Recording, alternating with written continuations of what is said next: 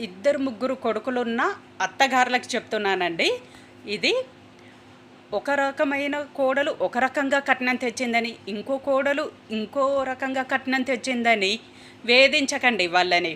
ఎందుకంటే నీ కొడుకు విలువ అంతే పలికింది కాబట్టి అంతే ఇస్తారు.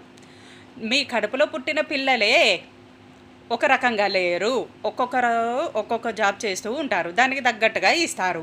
దానికి ఎక్కువ కట్నం తెచ్చిన కోడలికి ఏం పని చెప్పకపోవడం, తక్కువ కట్నం తెచ్చిన కోడల్ని పని మనిషి లెక్క ట్రీట్ చేయడం, ఇది ఎంతవరకు కరెక్ట్ అండి? అది మీకే అర్థం కావాలి.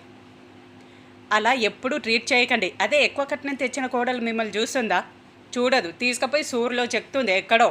అర్థం చేసుకోండి అమ్మా, కొంచెం అందరినీ సమానంగా చూడడం నేర్చుకోండి. అలా అయితేనే ఏ సమస్యలు ఉండవు. తక్కువ కట్నం తెచ్చిన కోడలు అనుకువగా ఉంటుంది అని వాళ్ళని తక్కువ